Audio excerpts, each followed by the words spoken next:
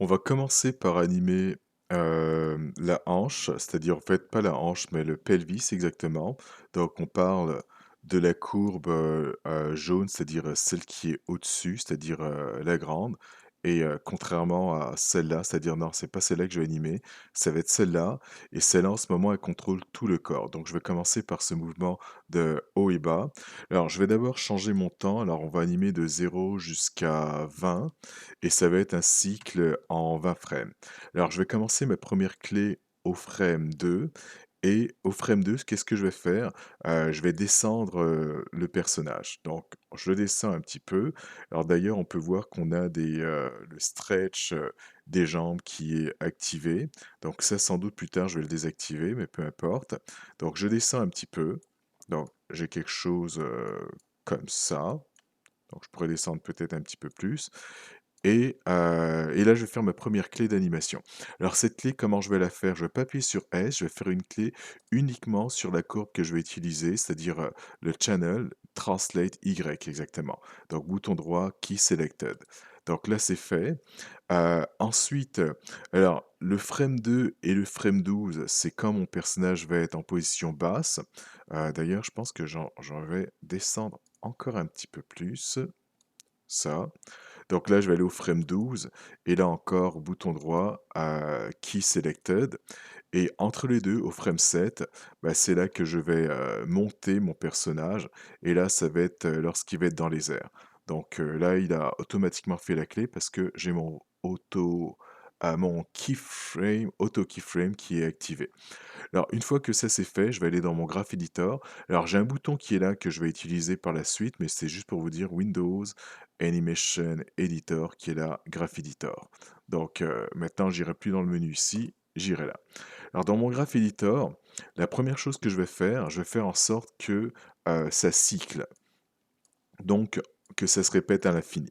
Alors pour ça, j'ai les 2 petits boutons qui sont là, donc celui-là pour le Preinfinity et celui qui est juste là pour le Post-Infinity. Dans les menus, on pourrait aller dans Curve, Preinfinity Cycle et Post-Infinity Cycle. Donc plus tard, moi je vais utiliser ces 2 boutons-là. Ensuite, pour le mouvement up and down, on va regarder vite fait ce qu'il donne. Ça donne ça jusqu'à présent. Alors ça a l'air d'être quand même beaucoup, donc du coup je pourrais, diminuer plus tard en fonction du final. Mais par contre, ce que je vais faire, c'est que je vais, changer un petit peu, mes tangentes et faire, une tangente qui va avoir la forme de celle de la balle rebondissante. On se souvient la balle rebondissante qui monte et qui descend, bah, ici ça devrait ressembler à une forme en M, sauf que la différence avec, la balle rebondissante, c'est que ce personnage-là, il a des pieds et à chaque chute, bah, il va avoir un pied qui va être en contact avec le sol et qui va se mettre à le ralentir et donc du coup, là, le ralenti, en bas, on va l'accepter. Donc le fait que ce soit arrondi ici, on va l'accepter. Par contre, on va changer un petit peu le haut, de façon à ce qu'il y ait une différence entre le ralenti du haut et celui du bas. Alors voilà comment on va faire ça. Je vais prendre, la clé qui est là et là, je vais aller dans Curve, Weighted Tangente. Comme ça, je viens de mettre un poids à ma tangente et là, je vais prendre un bord de ma tangente, je vais appuyer sur la touche Shift et avec le bouton du milieu, je vais glisser de gauche à droite et là, on peut voir que je suis capable de changer ma tangente. Alors là, c'est vraiment extrême ce que je viens de faire, mais bon, c'est plus pour vous montrer un petit peu le sens et bon, je vais la tirer peut-être quelque chose comme ça. Ensuite, je vais essayer tout ça afin de voir, qu'est-ce que ça donne en termes de mouvement. Donc, voilà ce qui risque d'arriver, c'est-à-dire, pour ce personnage-là avec, les sauts. Alors, je vais essayer comme ça et comme j'ai dit, ben, plus tard, je pourrais le changer, faire en sorte qu'il y ait moins de up and down, si jamais je trouve que c'est trop.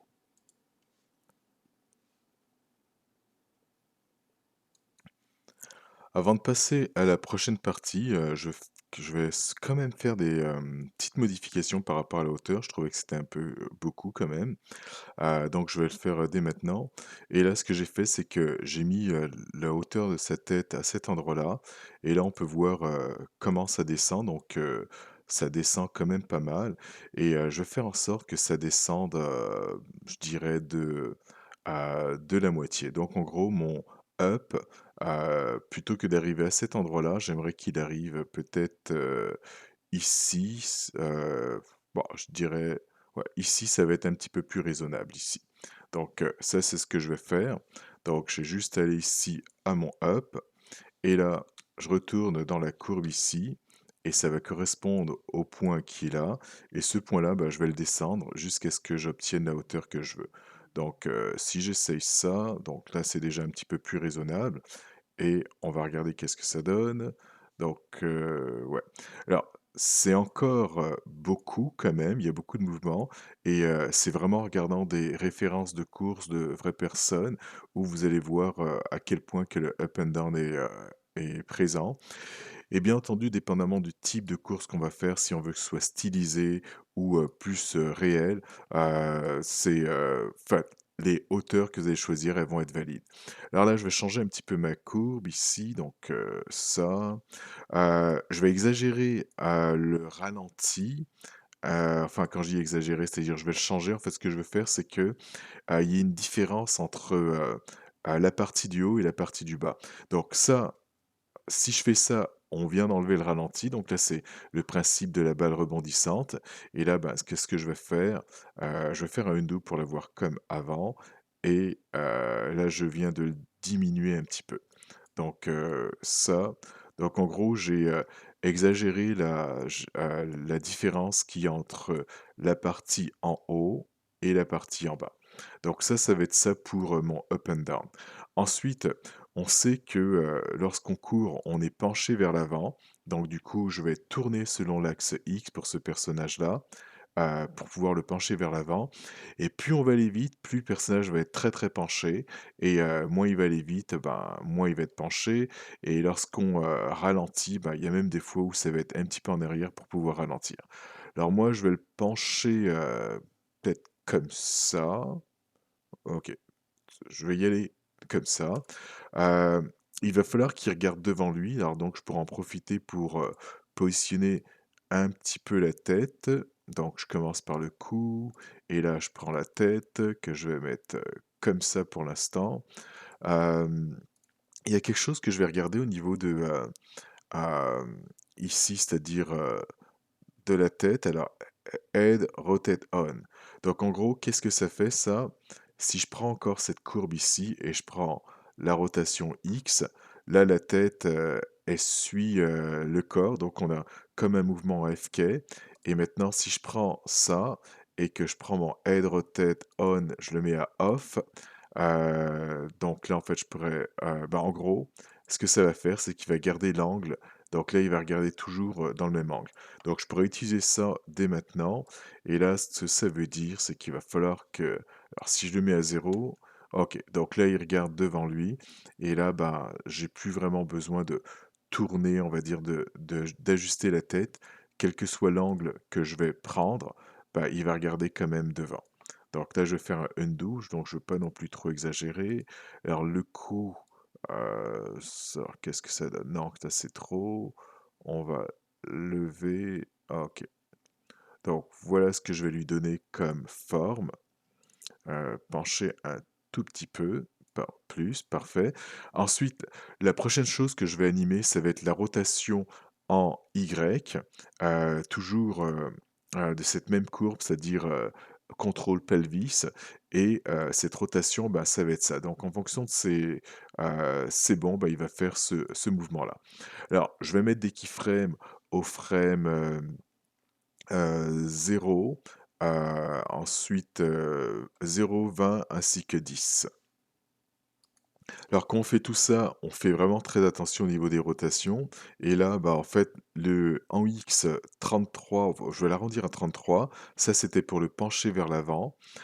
En Y, ça va être la rotation que je vais faire, c'est-à-dire, en Y comme on peut le voir ici. Et en Z, normalement, je ne vais pas en utiliser. Alors là, ce qu'on peut voir, c'est que quand je fais ça, il tourne, les 3 axes en même temps, donc c'est pour ça que je disais qu'il fallait faire attention. Donc, je vais remettre, OK, je vais tout remettre à 0. Ensuite, juste celui-là, donc c'était environ 33, alors que je regarde, qu'est-ce que ça donne? Alors même là, 33, c'est bon, c'est beaucoup, alors peut-être que j'ai fait une erreur. Alors je vais y aller avec...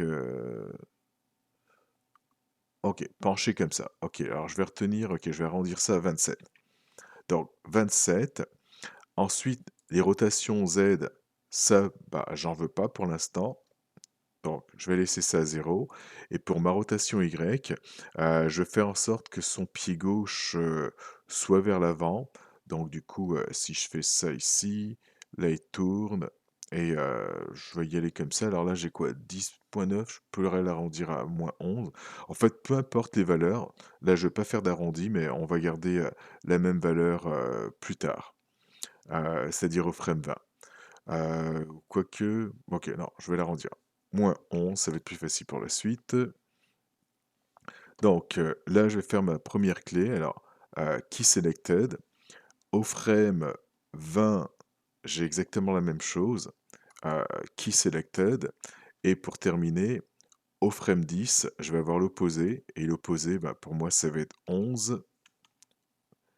Et là, je vais faire key selected. En fait, vu que j'avais mon AutoKey, il a fait automatiquement la clé. Alors, voilà ce que ça me donne jusqu'à présent. Donc, il a le mouvement haut et bas et il tourne. Ensuite, je vais aller dans mon graph editor. Alors là, la première chose que j'avais animé, c'était le translate Y. Donc, on peut voir que ça se reproduit. Maintenant, la rotation en Y. Alors, une chose que je vais faire, c'est faire en sorte que ça se reproduise à l'infini, que ça cycle. Donc, on a encore ces boutons qui sont là. Donc, celui-là ainsi que celui-là, donc cycle. Et ce que je vais faire, encore avec mes weighted tangentes, je vais faire en sorte que il passe plus de temps, c'est-à-dire aux extrêmes. Donc, c'est-à-dire plutôt que ça tourne de façon pas tout à fait linéaire, mais en fait, ce que j'aimerais, c'est accentuer un petit peu le ralenti. Donc, en gros, qui passe plus de temps aux extrêmes. Alors, pour ça, je vais sélectionner, exemple, le bord droit de mes tangentes. Et là, je vais les tirer. Et là, on peut voir qu'on a des boucles qui sont un petit peu plus grandes. Et ça, ce que ça va faire, c'est que il va passer plus de temps aux extrêmes. Alors, voilà ce que ça donne jusqu'à présent.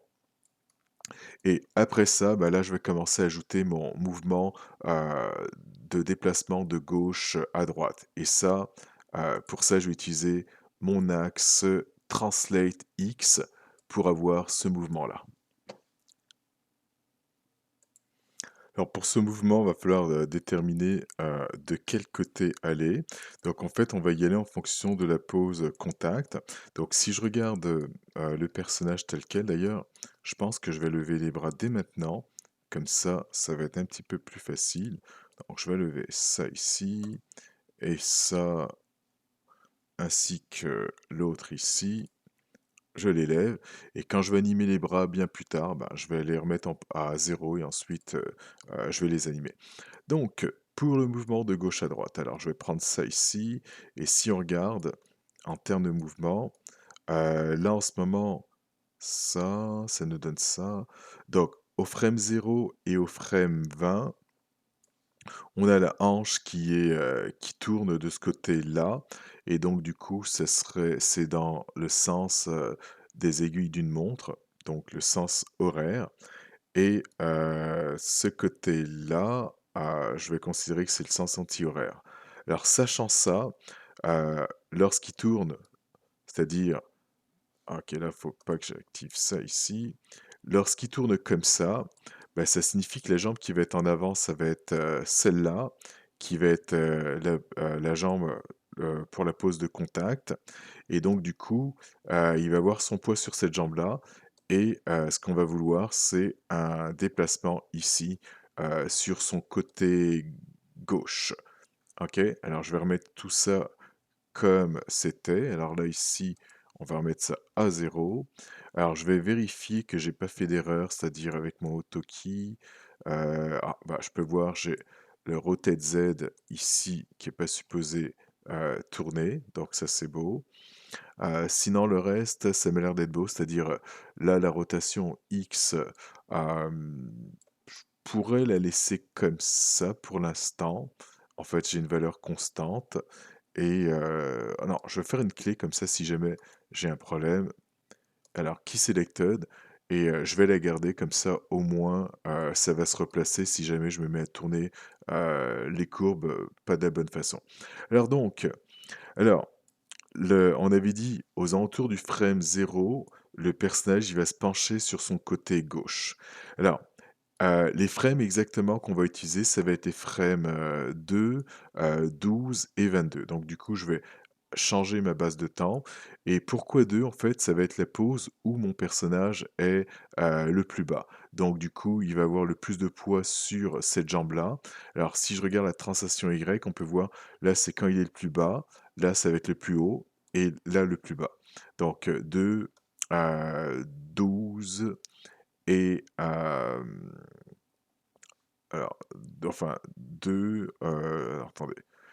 12, OK, parfait. Donc ça va être ici, 2 et 12 lorsqu'il va être le plus bas. Et ensuite 20, on recommence. Alors je ferme ça, et là je vais commencer au frame 2. Alors au frame 2, on avait dit son côté gauche. Donc je me mets en translation, et son côté gauche, ça va être celui-là. Alors juste pour être sûr, je vais être sûr de ne pas me tromper. Donc là c'est beau. Ça, OK, parfait. Donc, donc je vais mettre ça, alors un petit peu ici à gauche. Alors ça c'est mon TX. Alors je pourrais le mettre un petit peu plus. Alors, Key Selected. Donc ça c'est au frame 2. Ensuite, 20 frames plus loin, au frame 22, exactement la même chose. Key Selected. Et au frame 12, c'est là que je vais mettre la valeur opposée, donc frame 12. Et là je vais mettre ça en négatif, moins, et là je vais faire Key Selected. Donc voilà ce que ça devrait nous donner. Donc, alors là, ça fait des choses bizarres à cause de mon temps ici. Alors on va changer ça vite fait.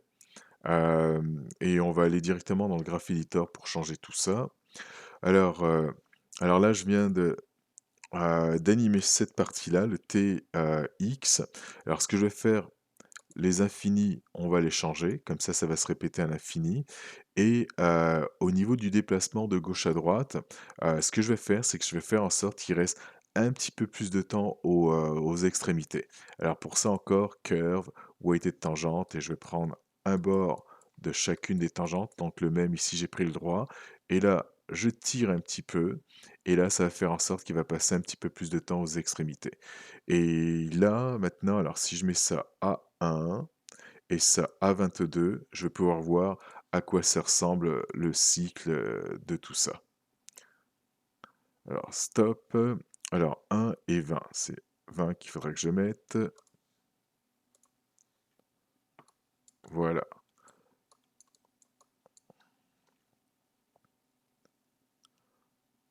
Donc voilà ce qu'il fait. Donc on sent que ici au niveau de la hanche, ça va tourner. Il y a des up and down, c'est-à-dire comme s'il faisait un saut. Et, et il y a aussi le déplacement au niveau de la hanche. On sent qu'il va de gauche à droite. Alors ça va conclure cette partie-là où on a animé juste la hanche du personnage. Et ensuite, on va voir certainement le dos.